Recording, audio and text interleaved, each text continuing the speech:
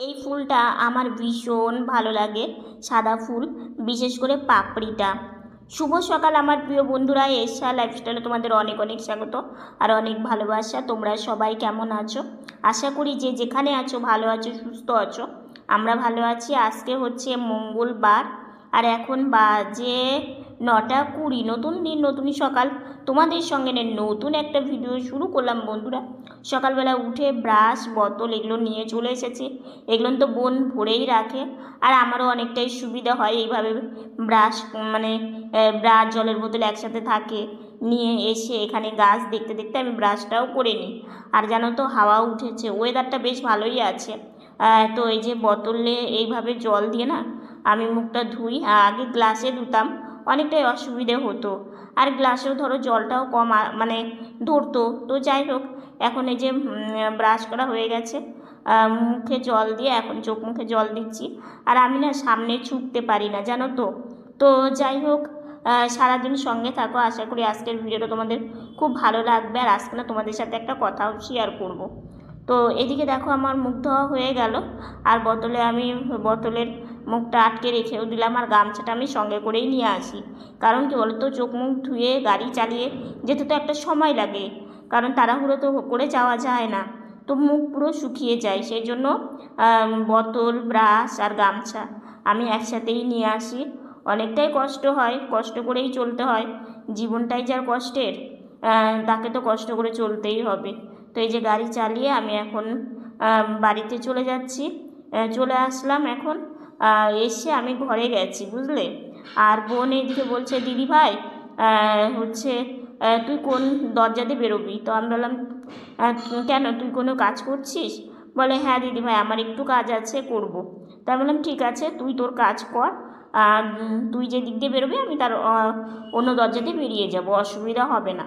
তো দেখো, বোন এই দরজা দিয়ে ভেতরে গেল, আমাদের ঘরের দরজা দিয়ে, আমি ওই ঘরের দরজা দিয়ে আমি বাইরে আসছি। আর আমি হচ্ছে ব্রাশ করার পরে না আমি 1 মিনিটও আর দেরি করি না, জানো তো। কারণ আমার চশমা না পড়লে না ভীষণ অসুবিধা হয়। চশমা ছাড়া আমার সব কিছুই কেমন যেন, খুবই কষ্ট হয়।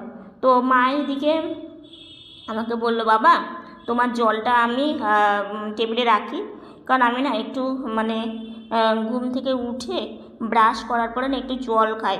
কারণ কি বলতো, গলাটাও শুকিয়ে যায়, আর জলটা খেলেও আমার ভালো লাগে। তো সেই জন্য আমি একটু জল খাই। তো মা এখানে এনে রেখেছে, তো আসতে নিয়ে চেয়ারটা বারবার গাড়িতে লাগছিল, তো সেই জন্য একটু চেয়ার সরিয়ে দিলাম। আসলে কি বলতো, গাড়ি করে নড়াচড়া তো, একটু জায়গা যদিও কম হয় কিংবা কোনো কিছু সামনে থাকে, গাড়ি চালিয়ে আর যাওয়া যায় না। তো সেই জন্যই তো দেখো, আমি জলের গ্লাসটা গাড়িতে এইভাবে নিয়ে নিলাম, নিয়ে আমি এখন জলটা খেয়ে নিচ্ছি। আর বোন ওইদিকে না মাথাতে তেল দিচ্ছে, কারণ ও যাবে স্নানে, বুঝলে তো, স্নানে যাবে, তো মাথাতে তেল দিচ্ছে। আর মা এইদিকে রান্নাবান্নার সব জোগাড়পত্র করছে রান্নাঘরে।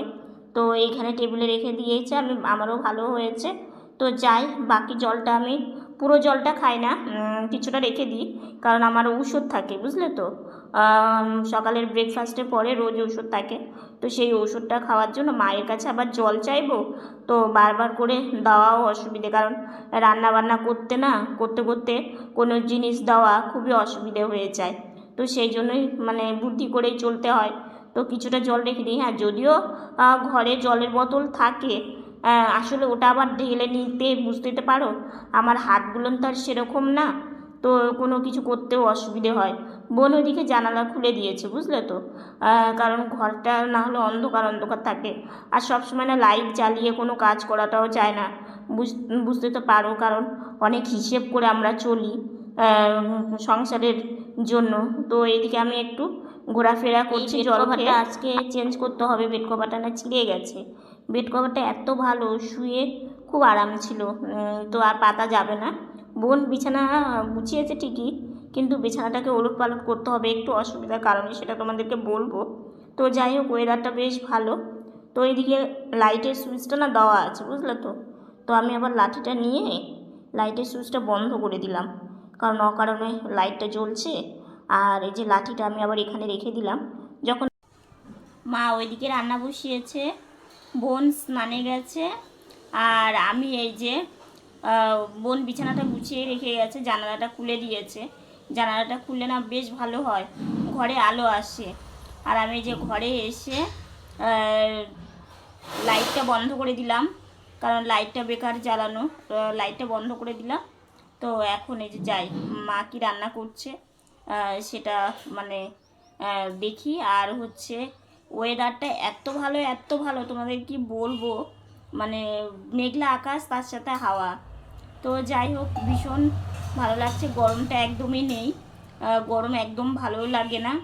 তো চলো রান্না করে দেখি কী কী রান্না করছে, তো সঙ্গে থাকো। রান্না হয়েছে ডালটা হয়ে গেছে, ডালটা বাটিতে ঢেলে রেখে দিয়েছে। আর বাকি রান্নাটা বসিয়ে দিয়েছে, মোচা ঘন্ট করবে আজকে। তো ওইদিকে অন্ন হয়ে গেছে, ঠাকুরের জন্য বাটিতে ডাল বাড়াও হয়ে গেছে। তো মোচাটাকে একটু সেদ্ধ করে নিলে না ভালো হয়, বুঝলে তো। আর এদিকে আর একটা কড়াইও বসিয়ে দিয়েছে, দুই দিকে দুটো রান্না করলে না তাড়াতাড়ি করে হয়ে যাবে, বুঝলে তো। তো যাই হোক, এইদিকে আজকে মোচা ঘন্ট না একটু বাদাম দিয়ে করছে, তার সাথে আরও কিছু দেবে। তো যাই হোক, এদিকে মোচা ঘন্টটা করে নিচ্ছে। এই যে দেখো নাড়াচাড়া করছে মোচা ঘন্টটা করলে আর বাকিটা করলে হয়ে যাবে। তো যাই হোক, এই যে দেখো আলু দিয়ে দিয়েছে, আলু ডুমো ডুমো করে আলু দিয়ে দিয়েছে, তার সাথে চাল। তো চালটাও দিয়ে দিয়েছে, যেহেতু মোচা ঘন্ট করবে সেই জন্যই আর কি। চালটা দিয়ে এখন নাড়াচাড়া করে নিচ্ছে, নাড়াচাড়া করে এই যে নাড়াচাড়া করে চালটা দেওয়ার পরে একটু নাড়াচাড়া করছে, করার পরে জল দিয়ে দেবে, জল দিয়ে তারপর জলটা শুকিয়ে এলে নামিয়ে দেবে। তো মোচা ঘন্টটা বেশ সুন্দর হয়েছিল। স্নান করে সকালে যে মোচা ঘন্ট পটল ভাজা লেবু ডাল এগুলো দিয়ে খাবার খেতে বসেও পড়েছি। খাওয়া দাওয়া এখন করে নিব। সকাল সকাল স্নান করেছি, মানে কি সকাল সকাল স্নান করলে ভালোই হয়। আর হচ্ছে এখনও ভিডিওর কোনো কাজ করতে পারিনি, করবো এখন। তো আগে খাওয়া দাওয়াটা সেরে নিই। খাওয়া দাওয়া করে একটু উঠোনে ঘুরতে আসলাম, আর সাজুগুজু করিনি, সাজুগুজুটা করব। তো ভাবলাম উঠান থেকে একটু ঘুরে এসে তারপরে সাজুগুজু করব। তো এদিকে হচ্ছে গাছগুলো একটু দেখছিলাম, বেশ ভালো লাগে। আর একটু উঠোনে ঘুরলেও না মনটা ভালো হয়ে যায়। তো শুভ সন্ধ্যা বন্ধুরা, দুপুরবেলা একটু রেস্ট নিয়ে একটু শুয়েছিলাম। তো আজকে না একটু চিড়ে ভাজা দিয়ে চা দিয়ে খাবো, রোজ মুড়ি খাই। তো ভাবলাম আজকে চিড়ে ভাজা চা খেয়ে নিই। তো সন্ধ্যাবেলা টিফিন করতে বসে পড়েছি। তো অনেকক্ষণই সন্ধ্যা লেগেছে, তো একটু শুয়েই ছিলাম। শুয়ে থেকে এখন মা আমাকে বসিয়ে দিল। আর সন্ধ্যার আগে আমি না একটু সাজুগুজুও করেছি, আর মা কাপে চাও দিয়ে দিয়েছে। আর যদিও আজকে ভয়েস ওভারটা না একটু করে দিচ্ছি, শরীরটা না খুব একটা মানে ভালো নেই, বুঝলে তো। সন্ধ্যাবেলা খাওয়া দাওয়া করে একটু রেস্ট নিয়েছি, আজকে লাইভেও আসতে পারিনি, কারণ না শরীরটা একটু মানে খারাপ, সেই জন্য আর কি আসতে পারিনি। তো যাই হোক, আজকে না মানে অনেক দিনেরই একটা কথা তোমাদের মানে দেখিয়েছি হয়তো। বাড়ির ওপর থেকে না একটা আমি মানে তখন দাম নিয়েছিল, যদিও সব অনেকদিন আগেরই কথা, 500 টাকা দাম নিয়েছিল। তো জিনিসটা কি বলো তো, জিনিসটা নিয়েছিলাম একটা তোষক। ঠিক আছে, আসলে কি বলো তো, সব কিছুই কপালে থাকতে হয়, কপালে না থাকলে কিছুই হয় না। সেটা তুমি ঘোরাফেরা বলো, ভালো খাওয়া দাওয়া বলো, এবং ভালোভাবে শোয়া বলো। কারণ এই কথাটা কেন বলছি, কারণ কি ছোট থেকে আমরা বড় হয়েছি, সেইভাবে গদি কিছুতে শুতে কোনোদিনই পারিনি। কারণ কি আমাদের শরীরে এমনিতেই ব্যথা, ঠিক আছে। তো এবার ব্যথার জন্য আমাদের একটু গদি জাতীয় কিছু হলে শরীরে ব্যথাটা কম হবে, একটু আরামদায়ক হবে। কিন্তু ওই যে কথাতে আছে, আরাম চাইলে কি আর হয়, হয় না। তো সেহেতু আমাদের যে নিচের যে তোষক এগুলো যে বানানো, এগুলো আমাদের পক্ষে হয় না। কারণ বুঝতে তো পারো, যে কোনো জিনিসে হাত দিতে নিলে সেটা অল্পতে কিছুই হয় না। তো বাড়ির ওপরে একটা মানে একজন তোষক নিয়ে এসেছিলো, ঠিক আছে।